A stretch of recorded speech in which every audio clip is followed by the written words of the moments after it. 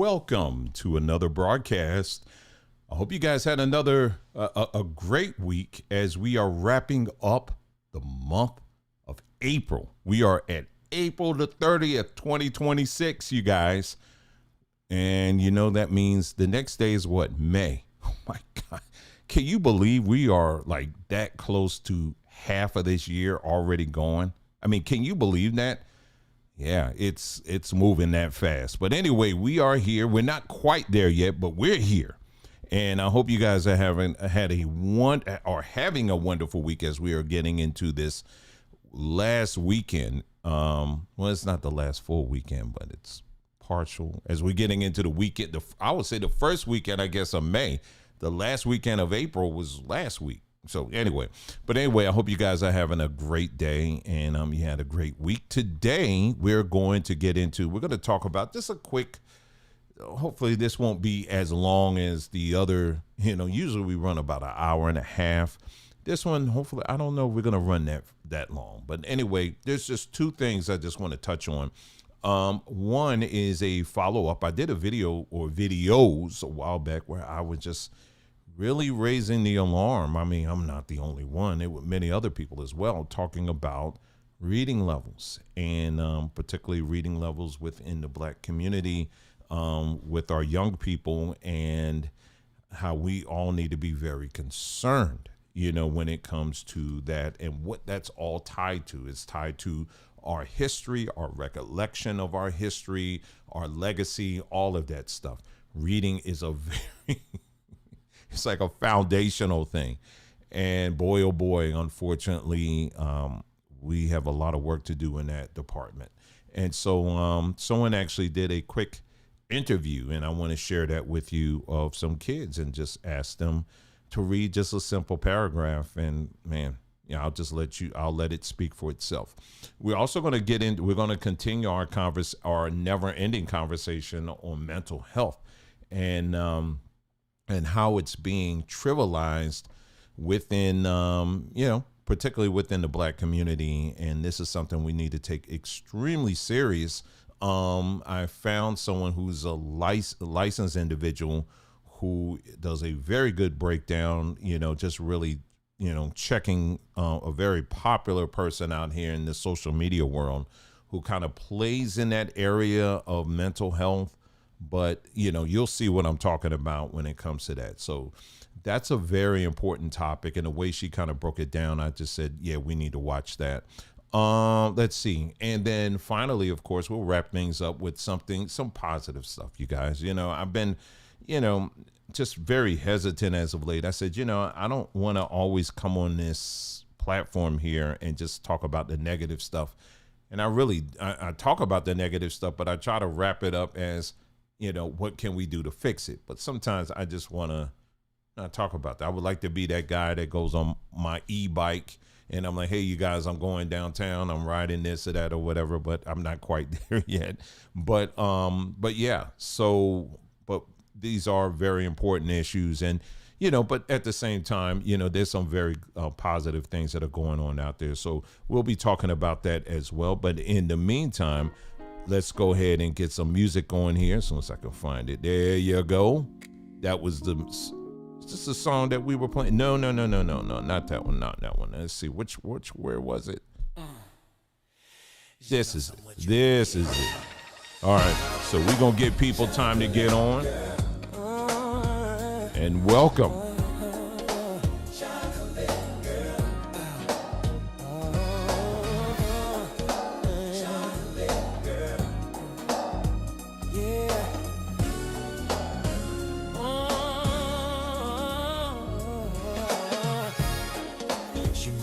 In the sun, sweet on my tongue. Every step she takes, a rhythm begun. Yeah. She's cocoa, she's velvet, she's all I need. A sugar rush walking, a living dream indeed. Her laughter smooth like caramel streams. She's the spark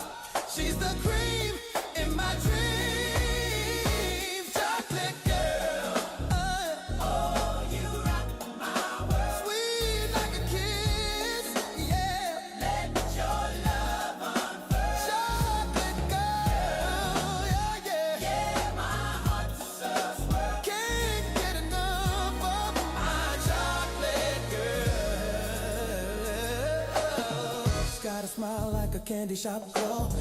All right, about another minute, and then we'll get things started. Like a cocoa night, she's the flavor I crave, she's my delight. She's the taste I can't ignore. One bite leaves me wanting more. Bittersweet and oh, so divine. Chocolate girl, oh yeah. Chocolate girl, you're forever mine. Chocolate girl, chocolate girl.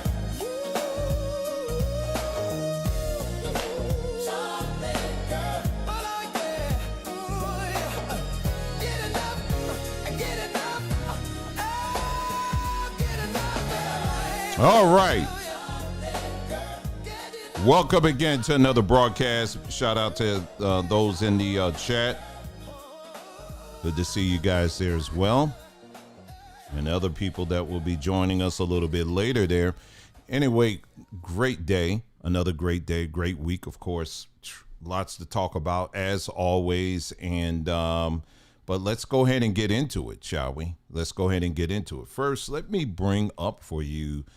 We did have an e-blast that went out over on our Samba Tree page here. Let me see if I can find it. And here it is. Okay. My wife said she was going to call. Oh, here you go. Oh, what's going on? Oh. Anyway, you want to sit down or you want, what you going to do? Go ahead. Why don't you go to the front page? I'm on the e-blast. You want, okay. All right. Well, let me go to the page then. All right. She told me to do that. And that's what I'll do. Scroll down a little bit. And I'll give you the mic. There you go. Right there. Hey, family. All right. So we have not had a sale in a while. It's been a while since we've had a sale. So we are entering our sale season, our spring sale season. And so we're kicking it off with a flash sale on our most popular capsules, right? Sea moss, burdock root, bladderwrack capsules. But this is for the bulk capsules. Okay. So 240 count, 480, 720. Okay. Not just the one bottle of sea moss capsules. All right. 20% off. And when you go, can you click on that banner right there or click on that image? The bulk capsules are already almost 50% off retail. Okay. So with this sale, you are getting an additional 20% off. All right. And when you put it in your cart, the discount will come off automatically. No coupon code needed. Okay. So let me show you something else that is new. Can you go to supplements, Dwayne? We just added 3. Can you enlarge that for me? Those top 3. We just added 3 new supplements to our supplement collection. The first one is Signal Balance, right? Shilajit Adaptogen Complex. And if you have not heard of Shilajit, it definitely was making its rounds, a lot of buzz. There's a lot of fake Shilajit out there on the market. And the reason why we called it Signal Balance is because people are under a lot of digital stress, all right? Impact from EMF signals from your cell phone, from everything from your keyboard, your mouse, all kinds of stuff, right? Wi-Fi routers. And Shilajit is really, it really came on the scene as a mineral rich, fulvic acid rich, complex that energizes you at the cellular level and also can really help with EMF stress on the body. And so this is something that I've been taking, Shilajit, been taking for a couple of years now, but we're just adding it to the store. So that Shilajit, that's the first one. The one in the middle, Oral Balance, dental and oral health chewables. Okay. So this is oral support. So when you eat, after you eat, that's when you are going to have changes in your oral microbiome, if you ate things that are sugary and they're attacking that dental enamel, all of these things are happening after you eat. So the Oral Balance chewables are designed for you to take after you eat, right? To restore healthy balance in your mouth, pH of your saliva, and also keeping your oral microbiome balance. Can you click on that for me, Dwayne, really quickly? Yeah. And in this blend, xylitol, all right, and you also have some probiotics. Okay, so that one is really, really good. Let's go back up. Let's go back to the last page you were on. And click on Signal Balance one more time. I forgot to show you guys what was in it. Can you click on that one? Yep. And then click on the nutrition panel. Let's make that large, please. In this blend, all right, we're going back to the Signal Balance, the Shilajit. You've got Shilajit, ashwagandha, sea moss extract, and Tongkat Ali. Right? So this is a really unique blend, and I love this one. And the very last one, let's go ahead and go back. Hydra Strength. Let's click on that one. And yeah, so this is a creatine and electrolyte hydration powder. Okay. We don't have any powders in the store. And this is our first creatine product. All right. So in this blend, you are getting, can you click on the panel for me? You're getting creatine, you're getting magnesium malate, you're getting sea salt, and you're getting potassium, right? And creatine. So this is your hydration powder, right? So electrolytes and hydration, you can go ahead and go back out. Very good if you are fasting. Very good if you are a gym rat, okay, to get you some extra endurance for your workouts. And it's great for everyday hydration. So check out those things, the flash sale that's going on now, and those 3 supplements. You are going to get 10% off if you buy any 2 supplements, and you're getting 20% off our most popular capsules in the store, bulk CMOS capsules. So there you go. That's what's going on over at Samba Tree. All right, and thank you again. Someone pointed out I'm glad we just went over it again because it wasn't on the screen initially, but we covered it, and now we good. All right, so appreciate that, and everything's back on there. But anyway, thank you so much, and make sure you go check that out over at sambatree.com. Okay, so let's get into it now. Let's see. Like I said, a lot to talk about. Let's on this platform, we have talked about for off and on for some time now about the whole reading issue as it pertains to younger Black Americans that are coming up. When you look at the statistics, you know, it does show that out of all the groups, when you hold all the major groups side by side here in the United States, you'll find that unfortunately Black Americans score pretty low when it comes to reading levels. And this is something that is seen just across the board. And we've talked about this quite a bit, is particularly as it pertains to AI. Now that we're in the world of AI right now, where, you know, you don't have to think about anything. I mean, now you could just have the software to think for you and to develop thoughts and ideas and all of that for you.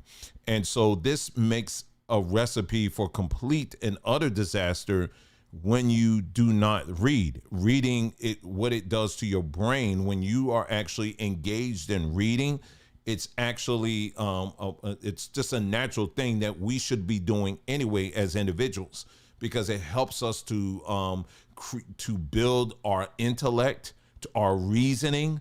It's a whole lot of things that are tied into reading. It's not something that should be just treated as passive. It's something that we should be engaged in on a regular basis, especially when it comes to reading books or articles or things like that. And everything we read, it doesn't have to be online. In fact, I'm a strong advocate of reading things that aren't online, because of, you know, even on your eyes, it's just so much better. But But we talked about how what's happening now and what's this is connected to. We have right now this whole epidemic that has been going on, and it continues to go on, where it's not just, oh, you're not picking up a book and reading. When you're not doing that, what it does is it opens up the door for people to just make up whatever the heck they want to make up as far as their history. And when you see people, for example, making things up, for example, when you have people saying, I talked to my grandmother and my grandmother told me that we're all Native Americans. And then when you try to explain to people, hey, listen, just because you may have one family member who may be a Native American, let's just assume that's true. You still got all of these other family members that override that. If I have one person in my family that's an Asian, that's Chinese or Japanese or whatever, that doesn't mean I'm Japanese. It just means that that's what I have in my lineage. Do you understand what I'm saying? But a lot of that, in order to really understand that, you got to read. And what you're seeing is people are just becoming very inventive of their own history. And when you are relying too much on social media, for example, to treat particularly Black history like a Build-A-Bear, project, it becomes something that is very dangerous, to say the least. And so reading is extremely important. And if we're falling behind now in this age of AI, it's already too late for a lot of this generation that's coming up. Now, did I say that there are all Black people don't know how to read? I did not say that. Of course not. But what I am saying is, and I have some videos of even some Black teachers that are talking about the challenges that they are dealing with in these classrooms, and they're on here pleading with parents to get involved, because right now the teachers are playing the role of parent and teacher, and it's something that we have to take serious now, because I would say in many ways it's already too late. But anyway, what I'm gonna do is I have a couple of videos here that I'm going to play where someone actually went into a school, and this was a prep school. Okay. And they asked some students about, to read, just read this. That's all. So let's go ahead and bring this up here on the screen here. Just give me a moment. Read the ending score for me. She wore a suit, clothes that were. Who's this for?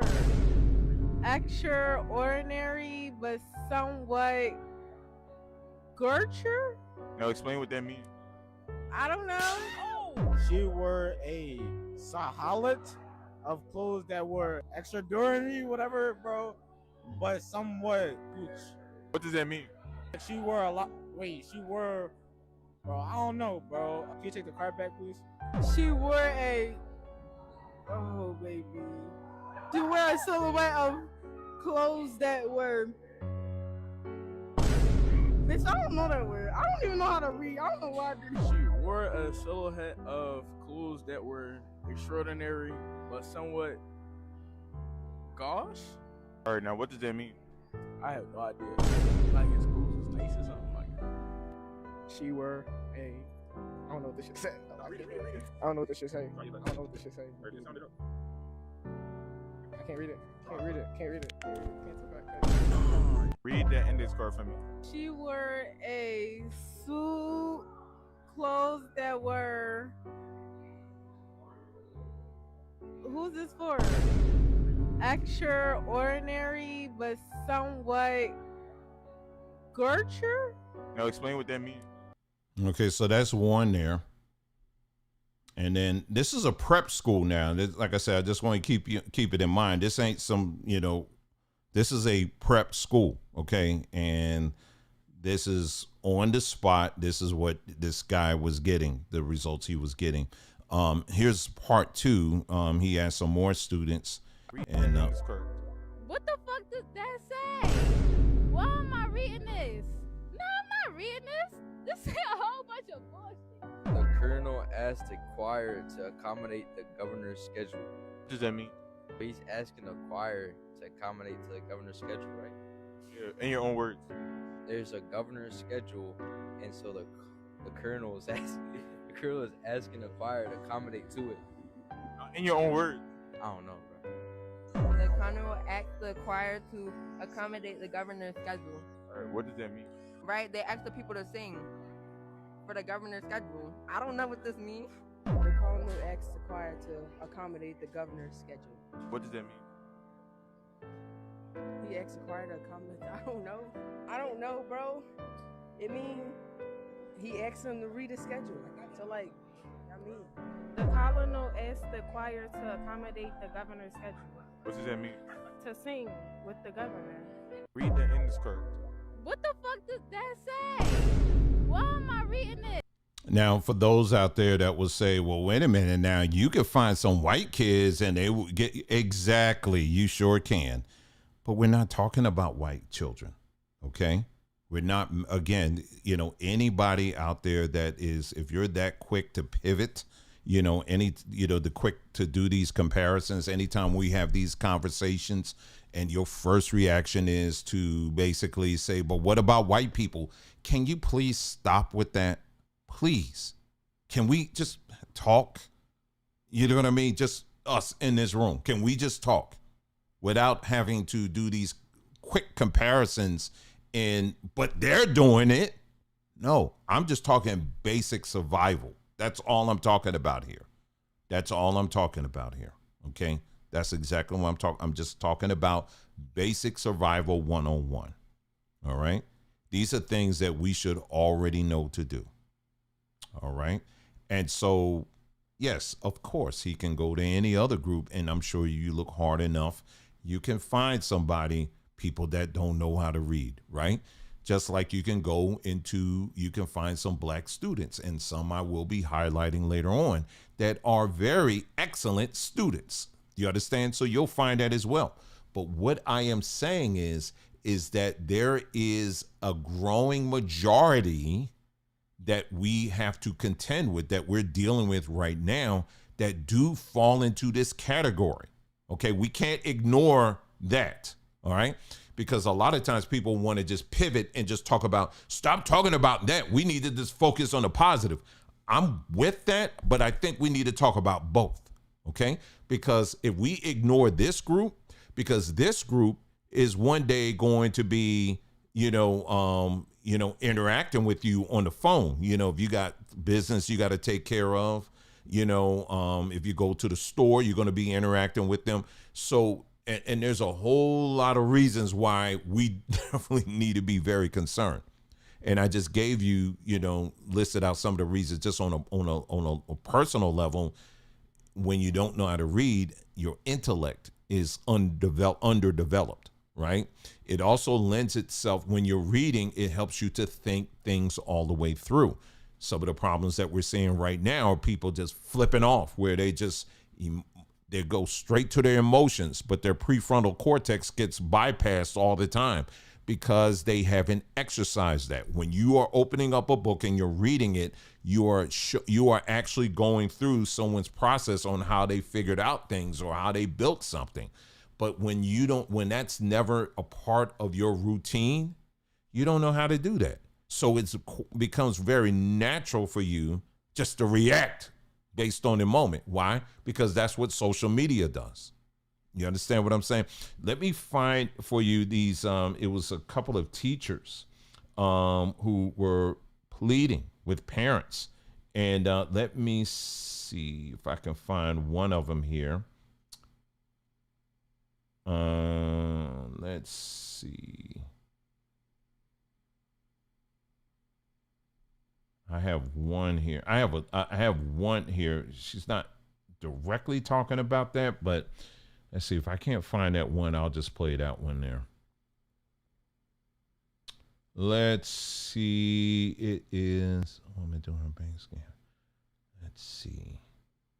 It was. I'll just do this one here. This isn't exactly the one I was looking for here, but this was. Was that. I'll play this one. I'm not going to play the whole thing, I'll just play this. I am a high school algebra teacher in the largest public school district in the state of Tennessee, which also comes with it being the most disenfranchised and impoverished districts in Tennessee, primarily because majority of our student population are Black people. And today I am here to talk about the epidemic, quote unquote, of the YN. And I'm here to talk about it from a teacher's perspective because I can see it, I'm seeing it from the ground and how it's developing, and I can tell kind of where it's going. If that makes sense. And to preface the conversation, I do not subscribe to the term YN. I understand that it is a caricature of describing young Black men who might be in trouble or might have like certain decisions that they make due to the circumstances and the environments that they're growing up in, but I do not subscribe to calling young Black men YN, so I wanted to start off by saying that too. Most of the time when you hear people talk about just where Black people are as a community in today's time, especially the young people, you hear a lot of it being blamed on the parenting, on the system, on the education system, et cetera, and all of those things are true. I think this conversation is a lot more nuanced, and it takes place at the intersectionality of all of it. So in order to not make this video extremely long, I'm going to actually break this down into 3 parts. In this part, I will talk explicitly about parenting. And the parenting goes back a lot further than I think some people are cognizantly thinking about. The parenting goes back to, especially in the Black community, we're going back to Reaganomics, right? When you have multiple generations of people not being present due to drug abuse, due to mass incarceration, due to the perpetuation of like the welfare state, all of these things, right?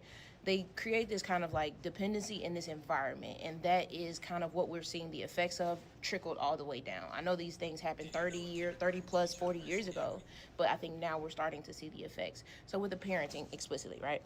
Parenting matters so much here because the parents weren't present, right? If we're talking about the crack epidemic, and the whole dropping guns and drugs and all of these things into our neighborhoods and completely destroying the Black community, most of the damage of that is because of lack of presence. So you have the original doctors, lawyers, nurses, teachers, businessmen, these people who were pillars in the community, now addicted to drugs and not able to be present for said community. So when they should have been in the households or in the neighborhoods helping to raise children, helping to show up for children, helping like making sure they're going to school, making sure there's somebody that the kids are always taken care of, you have a lot of children who ended up raising themselves or were being raised by their grandparents, which happened to be the boomers at the time. And when you talk about being raised by boomers or grandparents, now we're talking about permissive parenting, because realistically, a grandparent cannot show up in the same ways that your parent can because of different restrictions, whether it be mobility, age, job, all of that, right? There's a reason. So now we have a bunch of teens, children with no authority and nobody to hold them accountable presently because of different restrictions.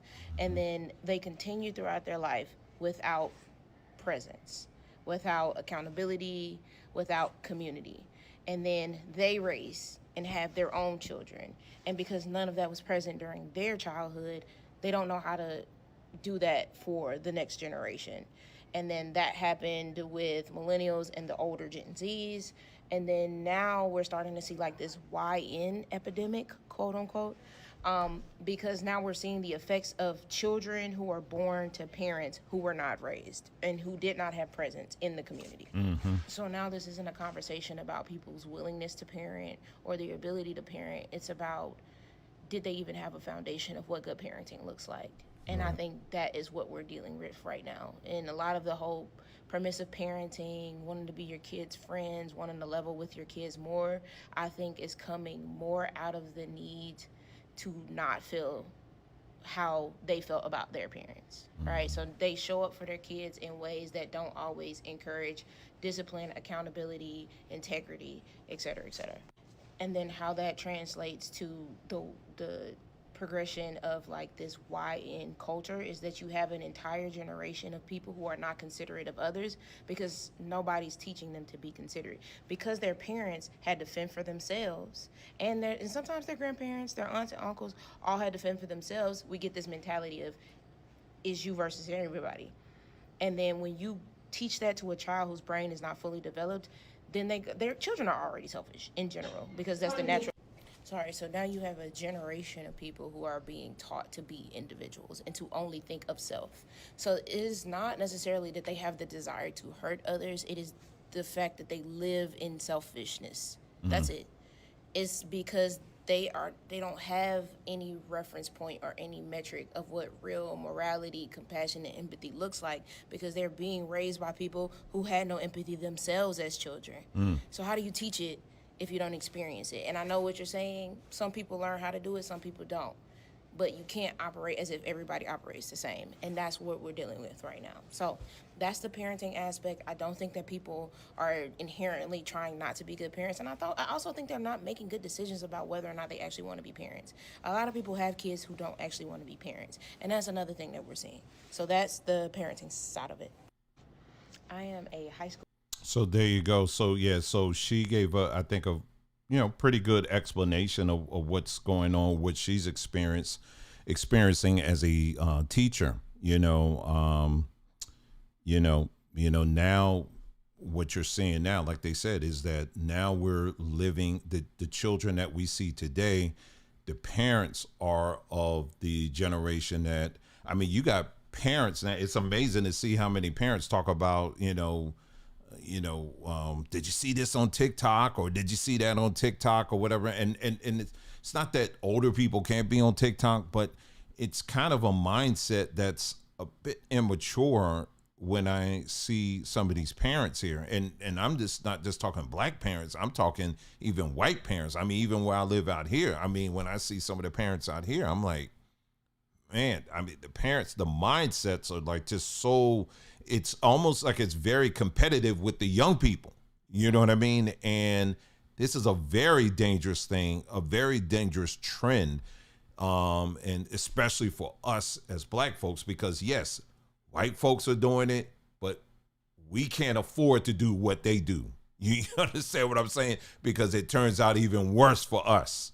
You understand what I'm saying? So that's why we have to have a much higher standard when it comes to raising our kids and all of that. I did find another video here. Let me refresh this and let me pull this up here. Here we go. This is a teacher who. From your child's school. Yeah, I know who this is. What's going on? Hey, This is, sorry, y'all. Hold on for a sec. Let me see.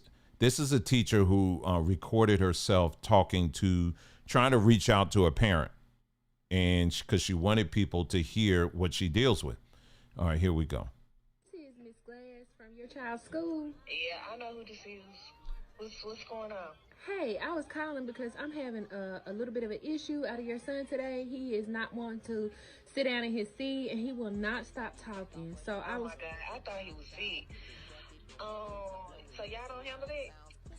Well, usually we use our behavior management system, which requires for us to call the parent if the behavior is It getting. don't seem like it's really managing it. And if you, I mean, y'all can't. I'm trying to work. And I understand that, and I also am trying to work, but I want us to work together to ensure the success of your scholar. She's trying to get smart. Okay. No, ma'am, I'm not trying to get smart. I just want us to work together to ensure the success of your scholar. Well, I mean, what he doing? He won't sit down and he won't stop talking. Therefore, he's not able You to tell me complete. you can't make him sit down. Well, I can't make a child do anything. I can request it, I can ask it, but I can't make him do it. And so I'm wanting to work together. Like, I brought him, I sent him up there to that school because y'all need to know how to handle them. I thought they had teachers that know how to handle kids. I mean, if y'all can't handle them, I don't know what you want me to do.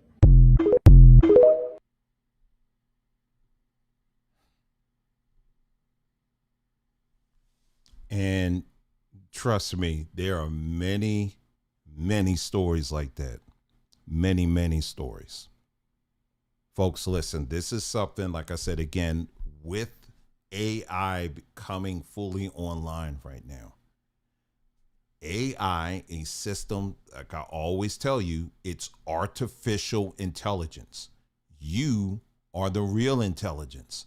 But what we're seeing right now, as this generation gets dumber and dumber, what's going to happen is this generation is going to rely more on artificial intelligence to do all the thinking for them. After a while, you start having parents saying, you know what, let me just turn it over to AI to raise my kids because I don't feel like dealing with it. We're here now. You understand what I'm saying? So I just want to show you that because, you know, if you look at the thumbnail of this video, all we're doing is looking under the hood. I'm just pointing things out. What you do with this information, how it applies to you, that's up to you on how you want to handle it, how you want to do it. But what I am saying is this, if we're talking the black community, this is a 911 emergency. This is one of those 911 emergencies. And that is just reading, because reading is attached to so many things. Do you understand what I'm saying? And it's not something that you can just escape and I don't need that, because it does speak, it is connected to how you rationalize, how you think, how you process things. And if you don't read or you don't prioritize that, it's a very bad thing. It's a very, very bad thing. And like I said, again, do we have black children out there that do know how to read and who are excelling? Absolutely, we sure do. But we have to focus on both. We have to focus on the ones that are doing well, which we will do later on in this broadcast. And we also have to focus on the ones that are failing. This particular group here, the ones that are failing, are becoming more and more of a huge issue that we cannot ignore. That's why I continue to talk about it. Okay. All right, let's move on to the next topic here. And this is something that we ongoing talk about on this platform, and that is the mental health and why that is so important. It is not something that we can trivialize. It's not something that we can play around with. It is something that we must take very seriously. As you know, in the black community, when it comes to, when you mention just the words mental health, there's all kinds of things that come to our mind, you know, and of course, there's always the negative things. And unfortunately, this country has given us a lot of reason to go negative anytime we think of these words mental health. I mean, we've talked about the experimentation and all of that, but we got to move past that. We got to move beyond that. And this country has done a lot in that area, but you have to prioritize your mental health. Let me give you an example of what I'm talking about, a bit personal here. And I'm not going to get too personal because I'm not going to mention any names, but I was thinking about this today and I said, you know, I think I should share this. On Christmas, I got a phone call. Or no, I didn't get a phone call. Actually, I got a text message. Sorry about that. It was a text message from someone in my family, not my immediate family, but, you know, relative. Someone that I haven't spoken to in some time. I reached out to them, you know, to say, hey, how you doing? What's up? And, you know, didn't really get that much of a response. And, you know, it doesn't take much for me. I'm not, you know, I'm a person, I say, I'm never going to beg older people. I'm not going to beg adults. I mean, never going to beg adults to do anything. You know, I'll ask you or tell you or whatever. And if you give me that vibe, I'm just going to keep it moving. And so I just left it at that. I was like, I don't know what's going on, whatever. I'm just going to keep it moving. So anyway, I had heard that this individual may have had some issues with me. You know, that something that happened like many, many years ago. And when I tell you it was very trivial, it was like one of these things like you wouldn't even have thought. I think what it was, I'm trying to say it in a way where it's like, whatever. Basically what happened was this individual, when I am 55 right now. This took place when I was in my 20s. Okay, so this is how far back this went.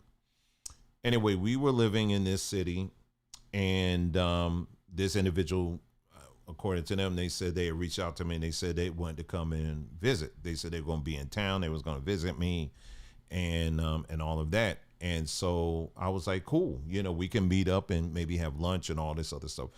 Well, for the life of me, I do not recall what happened there other than what basically happened. I didn't show up.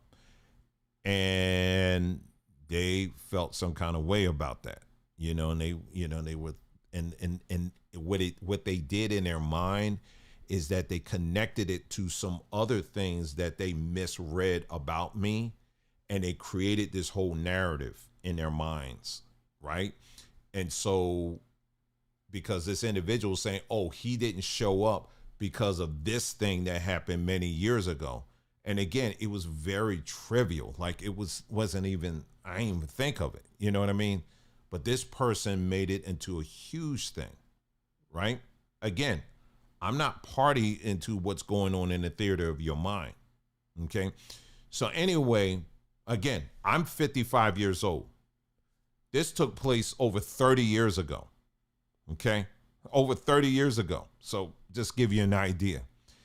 And so I get this text, and this individual texted me and is, basically was coming, with this perspective. And this is the thing I never like when people do this kind of stuff. It's like they assume that you know what they're talking about. And so they come in with this attitude like, well, I'm going to be the bigger man and apologize. And they really try to come that way. And I'm like, well, wait a minute. Apologize for what? What are we even talking about? Like, I'm supposed, again, you had all of this going on in your mind. I have no idea what you're even talking, what's going on. I have some ideas based on what I've been hearing, but I'm not sure because you don't have talked to, when I reached out to you, you didn't want to talk to me. And I even reached out to this individual. I was like, I was like, hey, let's go out to lunch and all that. Nothing. This is years later. Nothing. And so anyway,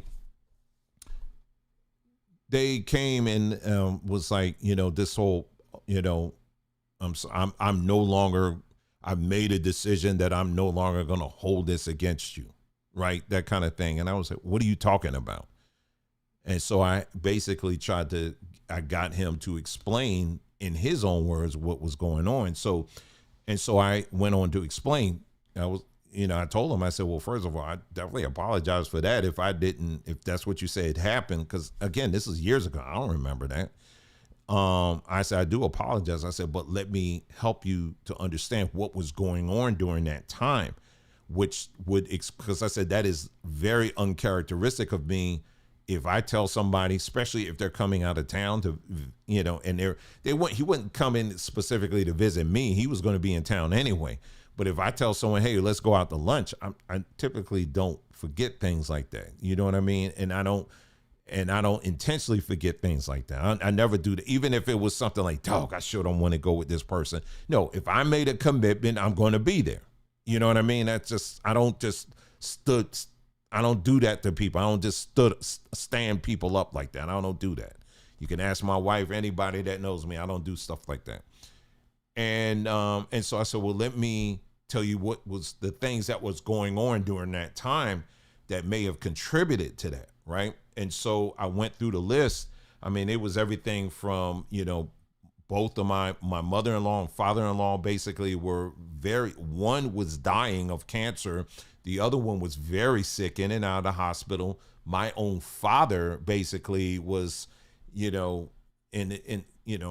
the sunset part of his years, because he was very sick as well. So with just three people that was very close to me that was dealing with life-threatening issues, right? So that's that. On top of that, we had my wife was pregnant with our first child. What else? We had a coffee house. It was our first business that we had purchased then, and that was actually failing. This was all happening at the same time. We were about to lose our house. And the church that we were attending during that time, they were showing their real face and their true colors on who they really were. So we had to make some decisions on top of all of this other stuff that was going on all at the same time. So that is when, I guess, when he called me, all of that stuff was going on. I didn't know which end was up. I mean, this mess that we went through that I shared in the video that I did some time ago, very recently, I mean, that was a lot, but I always think about that time. That was something else, because there was a lot going on then. That was really a whole lot. I don't even know how we made it through that. I mean, when I sit back and think about that. But anyway, so I explained that, just very nicely. And I said, these are all the things that was going on. But this individual, because he created this whole theater stage in his mind about his feelings, that was the priority. It was like, yeah, I hear that. But my feelings, me. And at that point, I was like, well, I'm sorry about that. I said, but, I'm just telling you what was going on. And then when I tell you, this person flipped like you wouldn't believe, and began to start attacking me and just saying some very crazy things, to the point where I just said, you know what? I'm going to stop it here. I have to stop it here, because I don't want to continue on because I have no need to. In other words, first of all, our relationship that you may perceive in your mind that we have, we don't. So the darts that you're trying to throw at me and you think that they're landing, they're really not, because we don't have that kind of relationship. And I just had to make it very clear. Don't talk to me. Don't write me. Don't text me ever again. I had to draw that line. I said, that's it. And this all happened on Christmas. Now, again, in our house, we don't really necessarily observe Christmas like that. You know what I mean? But, it is still a day that we kind of like set aside, and everything's peace on earth and all that stuff, right? But this past Christmas especially wasn't actually the best one, because we had all that stuff going on that I explained in a video that I did a while back, right? We had a lot going on just this past Christmas. But he chooses that day to kind of do all of that. And I'm sharing that because there are a lot of people who have developed these stages in their minds, like a whole theatric stage in their minds. And they have developed these whole scenarios about people, about situations in their minds, and they operate out of that. And they project that onto people. They project that onto situations based on what they constantly have reinforced in their minds over and over again.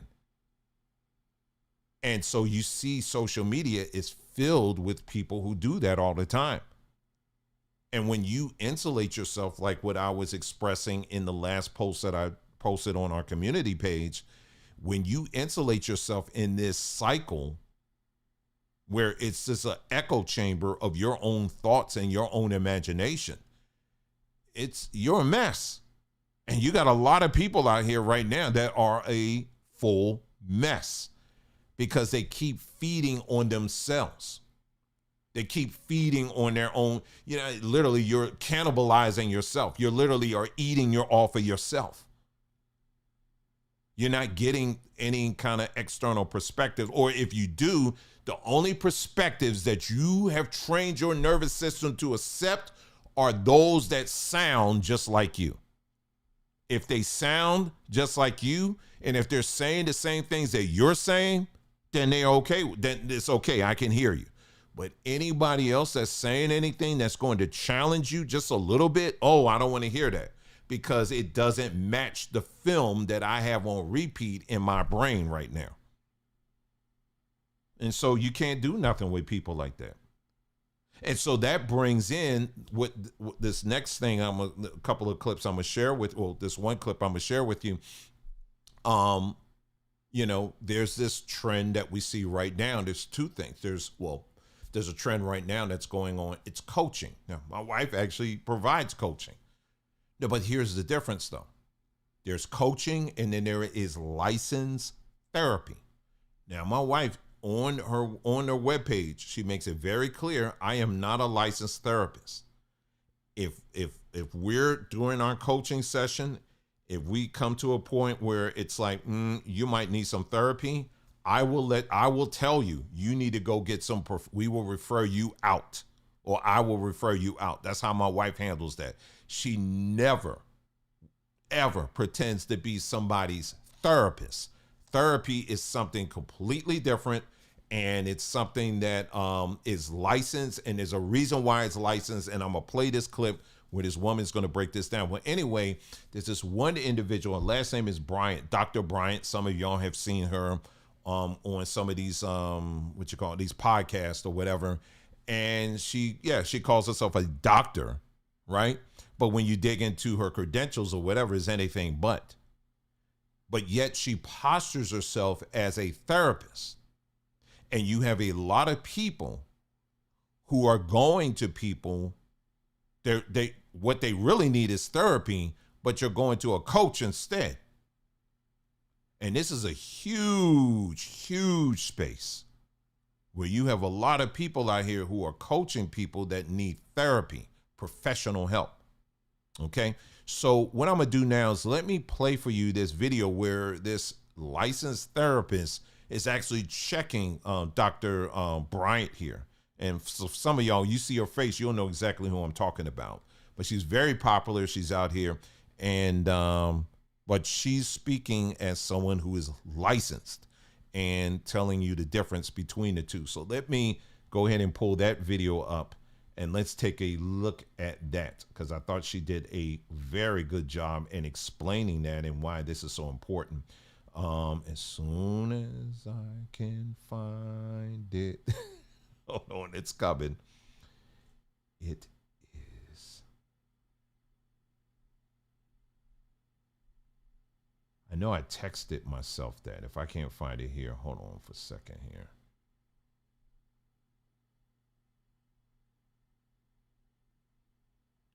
Where did it go? Oh, here it is. Here it is. I was right in front. No longer practice under. Sorry. Okay, so let me go ahead and pull this up on the screen, and let's take a look here. All right. I no longer practice under a license. And now I'm in private practice. I'm saying, and that's what people don't understand, right? So just to educate some folks a little bit. Hello, my name is Dr. Raquel Martin. I'm a licensed clinical psychologist, professor of sciences, and podcast host who specializes in Black health and well-being. And I want to break down a clip from the Joe Budden podcast featuring someone who presents herself as Dr. Cheyenne Bryant. But before we dive in, I want to make something incredibly clear. Having a doctorate does not mean someone is a licensed mental health professional. You can have a doctorate in literature and be unlicensed, and you are still a doctor. You can have a doctorate in education and hold an LPC, being a licensed professional counselor, and you are a licensed mental health professional, and you are still a doctor, but your doctorate is not in psychology. When evaluating anyone's credentials, it's really critical to look at two things: what their doctorate is actually in, and whether they hold a relevant clinical license. In this case, the person you're about to hear from is unlicensed. I'm going to break down why that matters and why this particular message is harmful, especially to the Black community that she claims to be serving and that I actually serve. A license is really only needed so you can bill insurance. That is incredibly misleading. Yes, you do need a license to bill insurance, but that is not why licensure exists. Licensure protects you. It means I have completed specific education and supervised clinical hours, passed rigorous exams, and I'm accountable to a regulatory board. If I breach confidentiality, if I cross ethical boundaries or harm you, you have somewhere to file a complaint and be sure that I'm held accountable. A license is not paperwork just for billing. It's a consumer protection. When someone drops or loses or no longer has a license, they're not solely avoiding the insurance hassle. They're also removing your recourse if something goes terribly wrong. Not binded by BBS, the Behavior Board Science rules and regulations and ethics. And so it just opened up a whole nother, floor in industry for me. And she's also saying this like it's a good thing. I want to state something really important. Ethics codes exist to protect you from exploitation and boundary violation and providers practicing outside of their competence. When someone celebrates being free from ethical oversight, I want you to think of that as a red flag, a flashing one. It's a warning sign because those rules exist because real harm happens when they're not in place. So celebrating that you don't have to be accountable to that should be concerning to you. As a therapist, two things: you can obviously make what you deserve, because therapy is real. We're giving everything we have in there. and we're unpacking shit and we're helping you process through things. So it's not us sitting there, well, if you're an effective therapist saying, tell me more. You should be unpacking, and you should be able to take somebody and drive with them to their goal. And here's another thing. She keeps calling herself a therapist, and in most states, that's actually illegal without a license. You cannot legally use the title therapist or provide psychotherapy without licensure. Right. What she's describing now is coaching, and coaching and therapy are fundamentally different. That's right. Coaches help with goals and accountability. Therapists are trained to diagnose and treat mental health conditions, trauma and depression and suicidality and psychosis. If someone with untreated bipolar disorder or PTSD thinks they're getting therapy from a coach, they're going to be seriously harmed. These are actual conditions that go undiagnosed and untreated, especially within the Black community. My clients the truth. And let me stop there for a second here. This is what you see happening in the church a lot. A lot of people who need therapy are going to pastors who are basically coaches with a Bible. You understand what I'm saying? And so this has happened a whole lot within the church, where you have people going to these pastors when they should be going to a licensed therapist. Do you understand? And that's why, as I've said in videos before, the church is definitely a favorite place for people who are dealing with mental issues to hide, because it's very easy for them to hide in those spaces. Anyway, I just wanted to highlight that, because very good point she's bringing up. Is that in order to bill insurance, I have to diagnose you, and you only get about 6 weeks. In order for me to get 6 more weeks approval, guess what? This frames diagnosis as something imposed on you solely for insurance purposes, and that's backwards. A diagnosis isn't a billing trick. It's clinically meaningful information that guides treatment. And the 6 weeks claim is also not accurate across the board. Now, I'm not saying that we should not be addressing insurance, because we need to rise up when it comes to insurance authorizations. Like, we very much do. That is a different video. But insurance authorizations vary widely by plan, diagnosis, and medical necessity. Many people receive months of years of covered therapy. And she's also making it sound like licensure forces short-term diagnosis-driven care. And that's just simply not how it works, as someone who is actually a licensed mental health professional. Majority of people who know that in order to bill insurance as a therapist or a physician or a psychologist, psychiatrist, you have to diagnose. So what do they rather do? Pay out of pocket. That's what And I do. so when I realized that, I thought, well, okay, it may create a gap within our community, our Black community, who can't afford health care or afford mental health services. I hear the concern and the access problem is real. Her solution, unregulated, unlicensed coaching, isn't the answer. And there are a wealth of licensed Black therapists, he, she, and they, Black-owned practices, sliding scale clinics, community mental health centers doing this work with their licensure intact, keeping their credentials, because their clients deserve protection. The solution to healthcare access gaps isn't removing safeguards. It's expanding access to regulated care. It's providing more scholarships for people like us to get the training necessary. It's more support group. It's actually mutual aid, but it's not what she is stating. I'm in private practice. I make much more money. It allows me to have more leverage and really be hands-on with my clients. I'm not binded by BBS, the Behavior Board Science rules and regulations and ethics. And I want to be honest about what's really happening here, because the messaging is awful to me. The pitch to potential clients is, I can give you more personalized care. The pitch to herself is, I make significantly more money and I'm not bound by any kind of oversight. And those are two entirely different things. And when your financial incentive is disconnected from professional accountability, that is a conflict of interest. However, she is not bound by anything when it comes to conflicts of interest, because the only thing that she is bound by is the limits of her own ethics and morality. Look, coaching has real value, and y'all know I hold real coaches down. If you want goal accountability, a coach can help, but coaching is not therapy, and no coach worth their salt will say anything other. If you're dealing with mental health, like anxiety and depression and trauma and these other things, you deserve a licensed mental health professional whose conduct is subject to oversight. And I know it sounds like gatekeeping, but it's truly basic safety. And it's important in communities where access has been denied historically. The answer has never been fewer protections for us as Black people. It has always been more access to regulated, accountable care because we deserve that.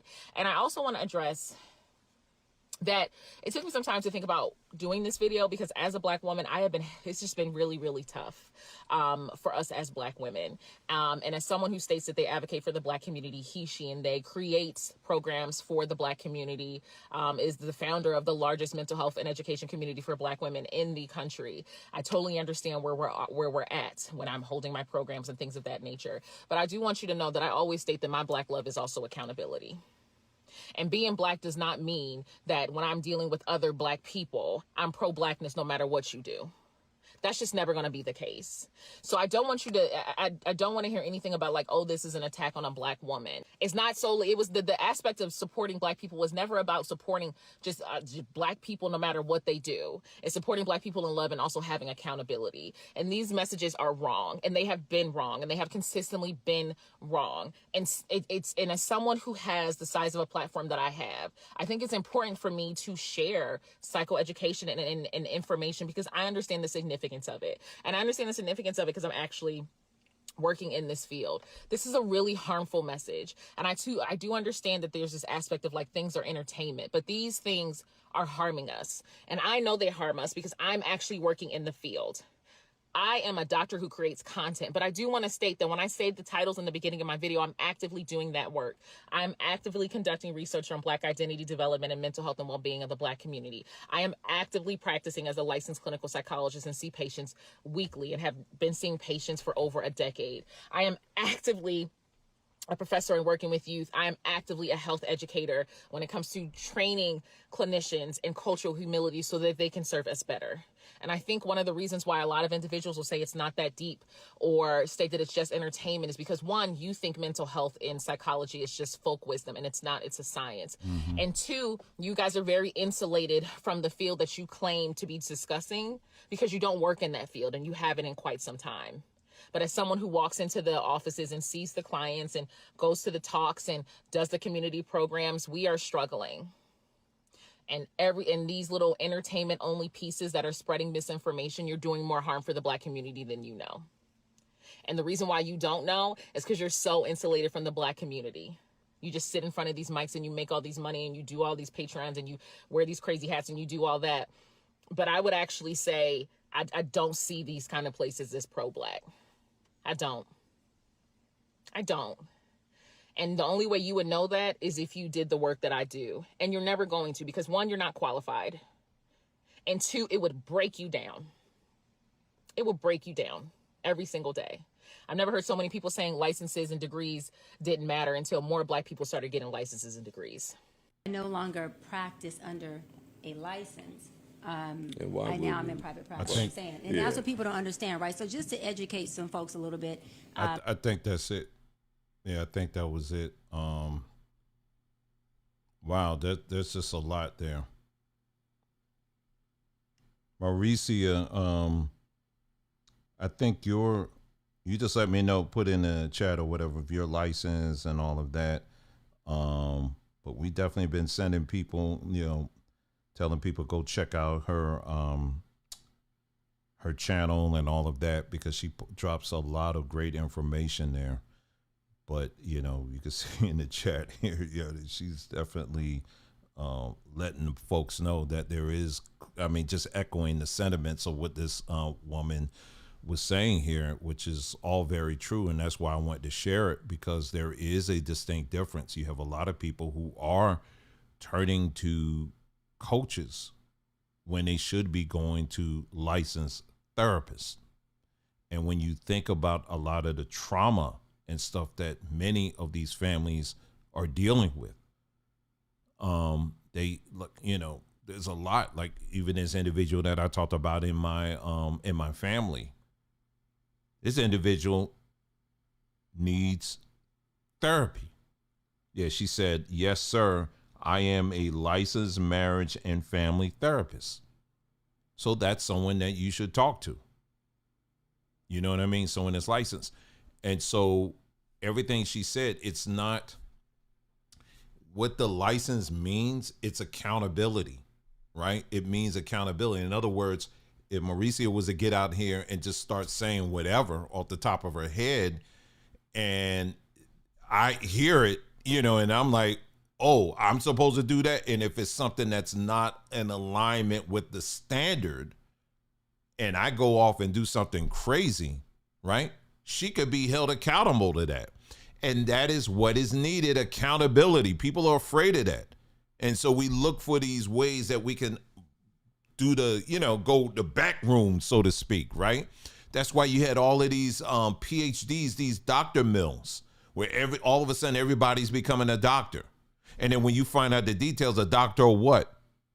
A doctor of posting videos. You know what I mean? A doctor of TikTok. What did you have to do to get that? Well, after I paid my $395 and then monthly installments of $395 for 6 months, and then they just wanted me to write a paragraph and that's it. And then we had a dinner and I got it. But there's so many people, even in the church. A lot of these preachers and pastors got doctors in front of their names, and they ain't hardly no doctor what? Nothing.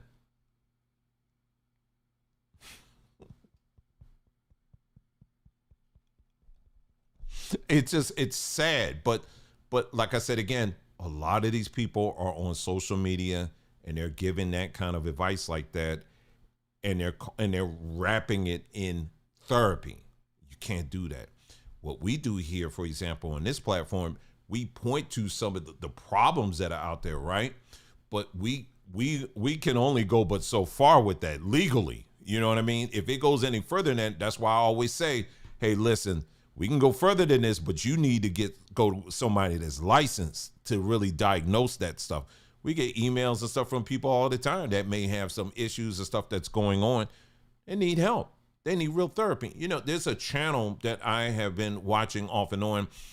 Nice black couple. They are down in, is it Medina? Mexico. Mexico somewhere. It's like where all the expats, a lot of black expats that go there. And it's in Mexico. Nice, very nice couple, older couple. They're a little bit, he's like a few years younger than me. And anyway, he offers a service where he helps people who want to move down to Mexico, and he helps this whole, getting used to the transition and all that stuff. And so he works, pretty much his audience is pretty much black folks, right? And so he posted a video recently that came up, and I could tell from the thumbnail he was very frustrated. I was like, oh man, what done happened now? But in short, he was talking about how one of the things that he deals with a lot are people who want to trauma dump on him. In other words, they are fleeing America, right? They want to move away from America, move to another country, but they're bringing their problems with them. So in other words, they think, for example, if your marriage is busted in America, that somehow it's going to get healed when you move to Mexico or wherever it is that you're trying to move. Or if you're having any other issues, you think all of a sudden they just magically go away when you move to another country. And so they're just constantly dumping on him all of these different problems and issues and stuff like that. And he's like, wait, whoa, I ain't trying to do this. And now he's at a point where he's contemplating, listen, I'm closing up shop. I don't want to do this anymore, because of the amount of trauma that a lot of our people carry. We feel like we could just tell anybody. And what I'm saying is, the people, a lot of times that you're telling, it's always good to have people that will listen to you.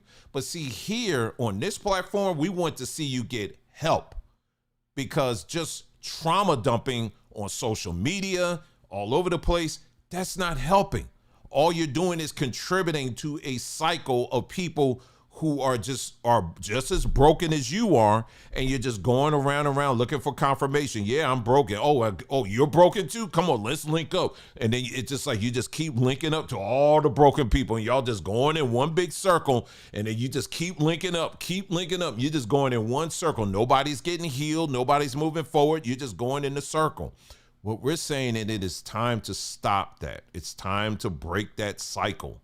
It is time for us to really start taking things like therapy very seriously. And there are some wonderful people out there that can help you with that. And so we're very strong advocates of that. And we're going to continue to promote that as much as possible here. But I thought that was a very, very good take that woman had. And there was actually some other people who had similar takes too, who are also licensed, and they commented on that as well. So it was good to hear from people who are licensed in that area actually commenting on that. Now, the only thing that I would say, you know, that she said that put a little red flag up for me, just a tiny one. Okay. I wasn't really trying to nitpick, but it just stood out to me. And she mentioned he, she, and they. Now, if you are a licensed person and you're an advocate for someone identifying themselves as they, I do have to say that really undermines a lot of what you're saying.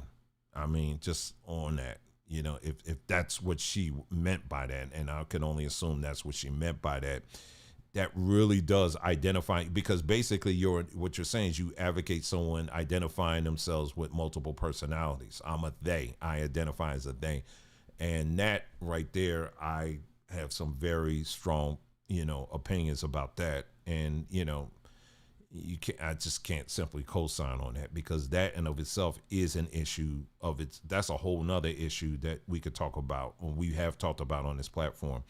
But anyway, yeah, I just thought that was a very interesting take, and it's something that we should take very, very seriously. Anyway, let's get to the final piece here. There was I'll show you this article here. God, man, these people, bruh.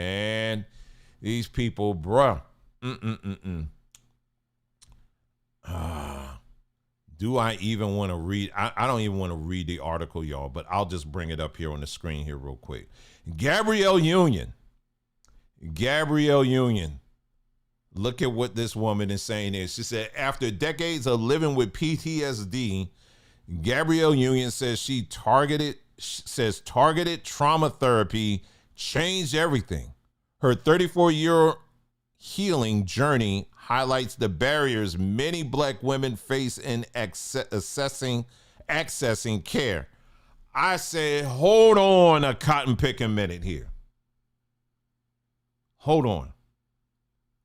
Now, it is true. I think I heard her story that, you know, I think someone in her family did something to her as a child and all of that. And yep, that happens a lot. And it does set a trajectory of many individuals who've experienced these unfortunate things, right? So we're not making light of that. However,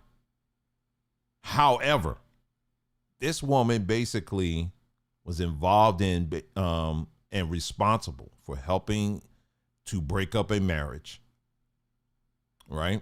Broke up a marriage, convinced the father to basically to convert his son into a young woman. But you're the victim. See, here's what I'm saying here. Both can be true. In other words, the trauma that she may have experienced, you know, growing up as a child, and the impact that would have on her life and her decisions and all of that, that is true. But you are also a grown adult who makes decisions. And we're looking at the decisions that you have made in destroying families. And also, like I said, not to mention, you're getting up, you know, on podcasts talking about, you know, what you do in the bedroom and what he prefers and what you like doing.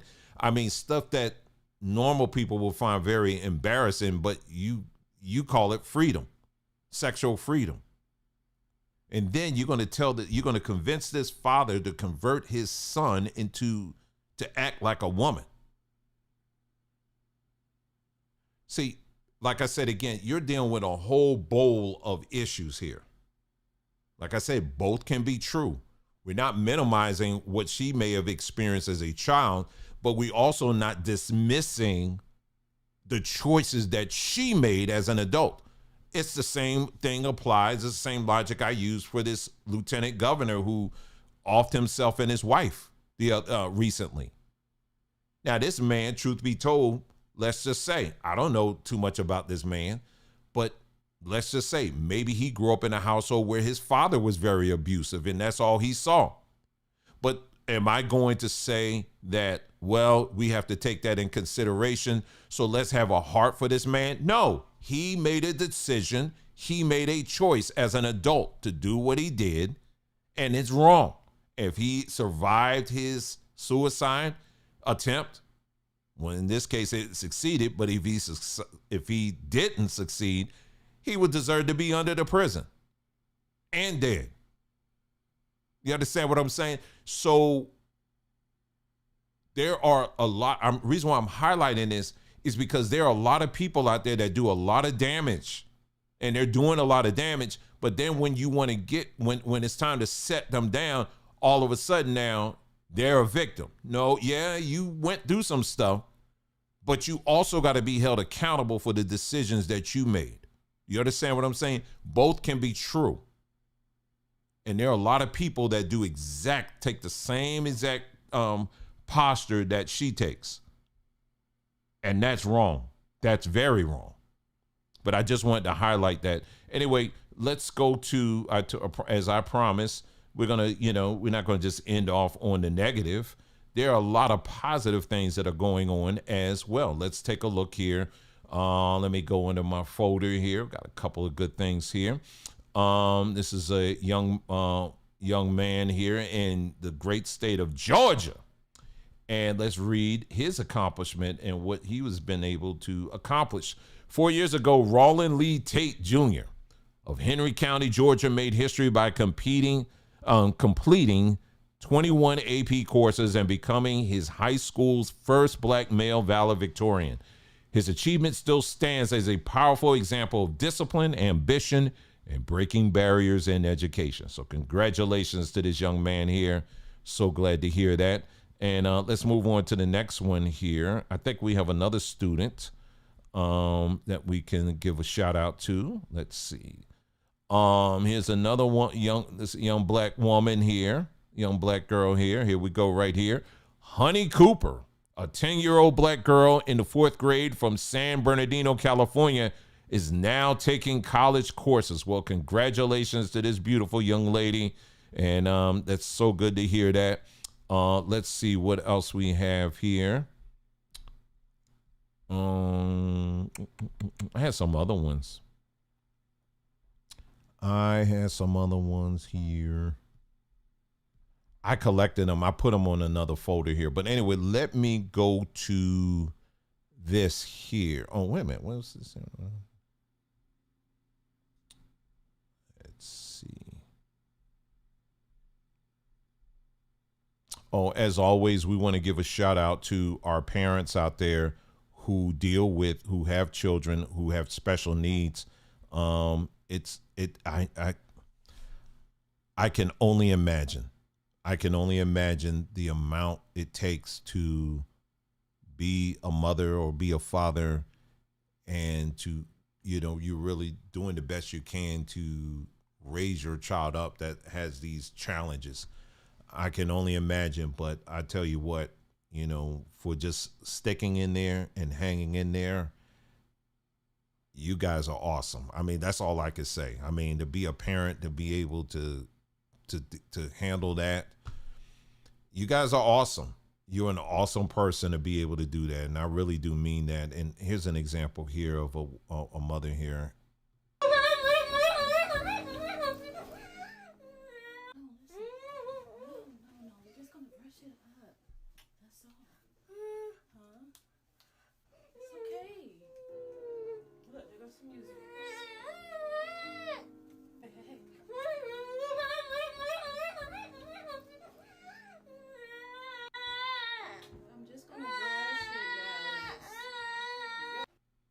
There's a lot of parents out there that are dealing with this, and this is, you remember a while back we did a video, we talked about how the CDC, they got exposed. The CDC got exposed. It was a video I did a while back, and there's a whole book on it.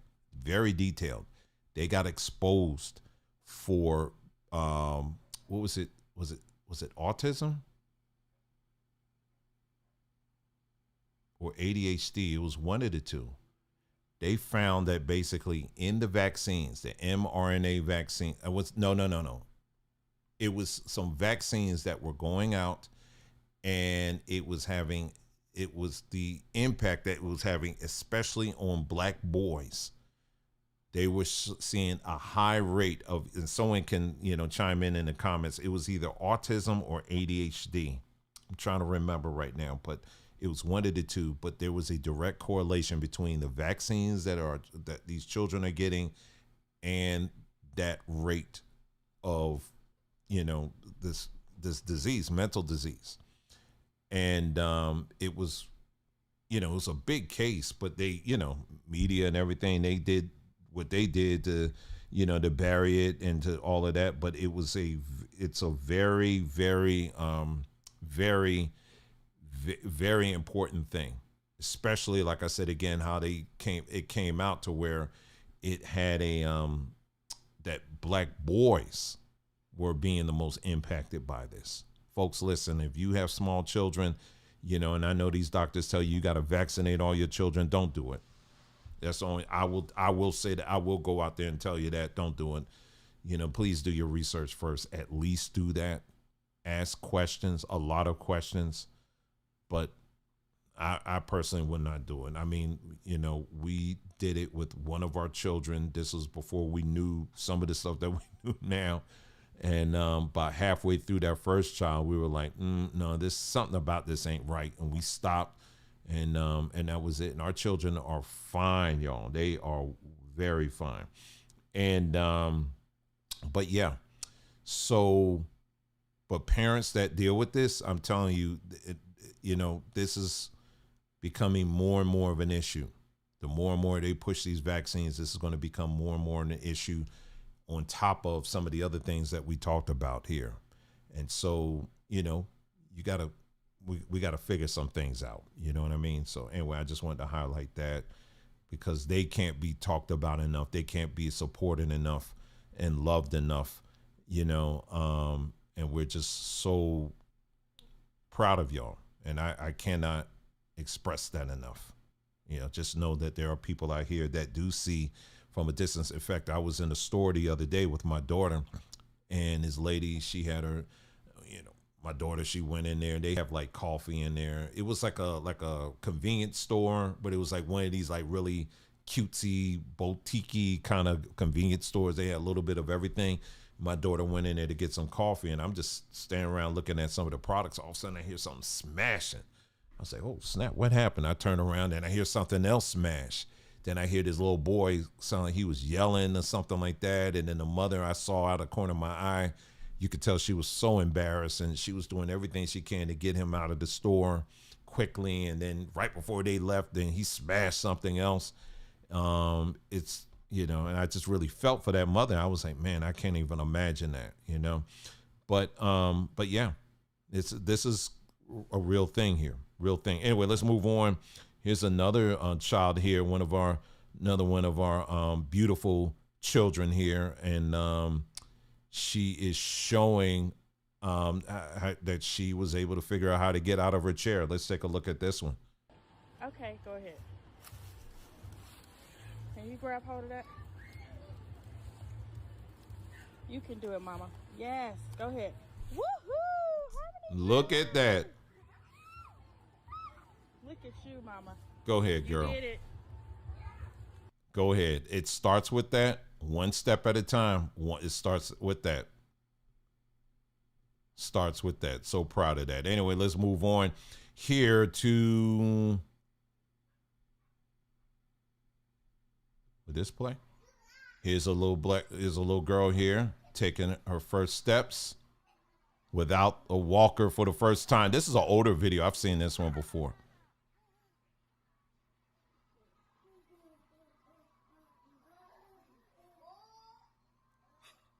That is amazing.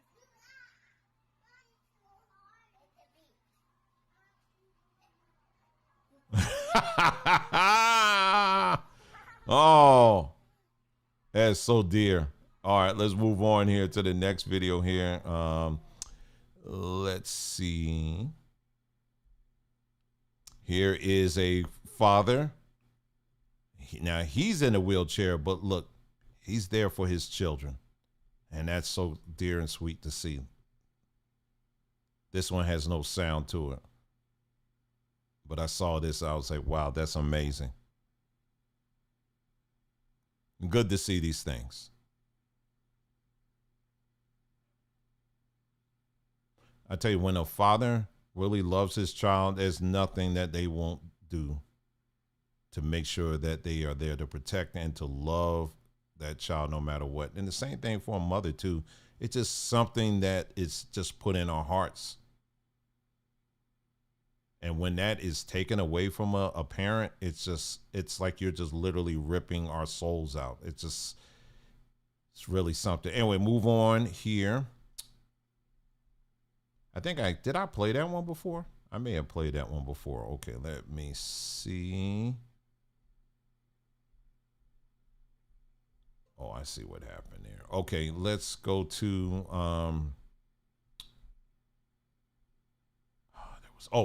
now this is now this is an older man here. Now this man here, he is 104 years old. 104 years old, and he is very active. Let's take a look at this one here. Very, very active as a 104-year-old man. Well, my name is Charles Johnson, and I'm 104 years old.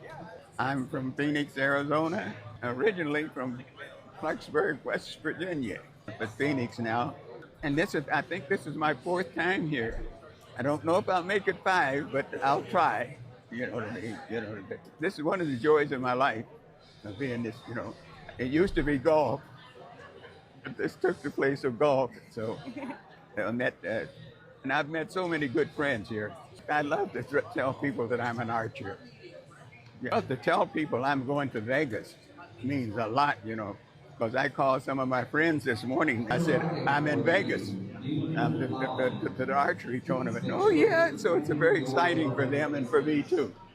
My best memory here? Yeah. First time I was here, when I was introduced to the whole crowd, 3,000 people for me to say hello to them. That was fantastic. You know what I mean? I'll never forget that. Oh, that man, he's 104 talking like that and doing that. Wow. So yes, there are a plenty of great things that are happening, with our youth, with our older people, and also with our children that are beautiful, and they have some challenges, but surrounded by the right people, beautiful parents, a loving community, and all of that. These children will, in fact, they will continue to go far. So yes, there are some positive things that are going on. And so, but it starts with you. It starts in your house. Doesn't start on social media. Take a look again at that post that I posted on a community page on all the echoes that are going on in these echo chambers that we call the land of social media. When you're spending too much time on it. It's time to start maybe regulating that a little bit more, getting outside, getting some fresh air, some sunlight, the whole nine. And that's really what we're about, is really breaking away from these very destructive cycles and beginning to focus on our self-healing. That's what we're all about here. But at the same time, standing on truth above all else. Okay. So that's it. That is all I have for you guys. As always, thank you. Thank you so much for tuning in to this broadcast. You guys take care, and we'll be talking again soon. Thank you. I'll see you again soon.